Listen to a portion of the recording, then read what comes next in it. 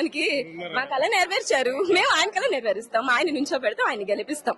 It's our dream. అంటే ఇంత ముందు రాలేదా ఈ ఇంటి స్థలాలు మీకు? లేదు సార్, నాకు అసలు కనీసం లేదు అన్నారు, కానీ అప్పట్లో ఇల్లు కట్టిస్తున్నామన్నారు, ఫ్లాట్స్ అన్నారు, ₹1,00,000 డబ్బులు అన్నారు. బట్ నేను ఏది తీసుకోలేదు. ఎంత కట్టారు డబ్బులు మీరు? ఏం డబ్బులు కట్టలేదు సార్.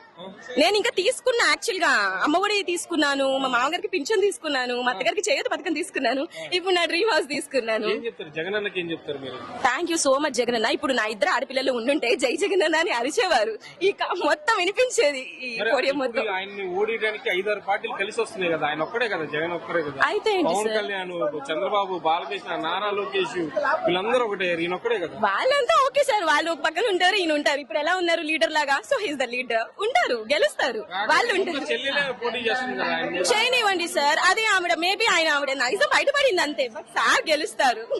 ఇంత మంది హ్యాపీనెస్ తో తీసుకున్నప్పుడు గెలవకుండా ఎలా ఉంటారు సార్? కంపల్సరీ. అద్దెల్లో ఉన్నప్పుడు ఎలాంటి ఇబ్బందులు పడ్డారు సార్? నేను ఇప్పుడు ఆల్రెడీ అద్దెంట్లో ఉంటున్నాం, 7,500 మా రెంట్. కంపల్సరీ నెలకి కట్టాలి కదా, ఎవరు ఆగుతారు? ఊరు వెళ్ళాము 10 రోజులు అంటే అవి ఏవీ లేవు. కరెంట్ బిల్లు అన్ని ఎలా చూసినా 10,000 తీసి అలా పక్కన పెట్టాలి, తినకపోయినా. బట్ ఈ రోజు ఇది ఉందంటే ఎంత మందికి హ్యాపీ ఉంటుంది సార్. అండ్ నేను పాపకు కూడా ఫీజు ఆల్మోస్ట్ నేను చాలా మంచి స్కూల్లో వేయాలి, ఫీజు కట్టలేను. తీసుకున్న అమ్మఒడి నాకు ఎంత ప్లస్ అయ్యిందంటే 1 year అయితే నేను ఫిక్స్డ్ డిపాజిట్ కూడా చేశాను. 1 year వరుసగా తీసుకున్నా, 5 years తీసుకున్నాను నేను, ఫిక్స్డ్ డిపాజిట్ కూడా చేశాను నేను. చూసుకుంటే అసలు మహిళలకి ఇన్ని పథకాలు ఎందుకు అనవసరంగా ఇస్తున్నారు అనేసి అంటున్నారు కదా. జగన్ గారేమో మహిళలు ముందు ఉండాలి, వాళ్ళ పేరు మీద నేను రిజిస్ట్రేషన్ చేస్తా, వాళ్ళకి హక్కు అంటున్నారు. ఒకవైపు మహిళలకి ఇన్ని ఎందుకు అంటున్నారు కదా వీళ్ళు? ఎందుకన్నారు మహిళలకి? ఎందుకంటే ఇంట్లో మహిళ లేకుండా ఎవరికైనా ఉందా? మహిళలకి ఇస్తేనే కదా మీరు గెలిచేది. మీకు ఇస్తే మీరు ఏం చేస్తారు? మేబీ వేస్ట్ చేస్తారు. ఇంకొక ఇదితో యాజ్ ఎ లేడీగా చెప్తున్నా, లేడీస్ కి ఇస్తేనే మేము దాస్తాం.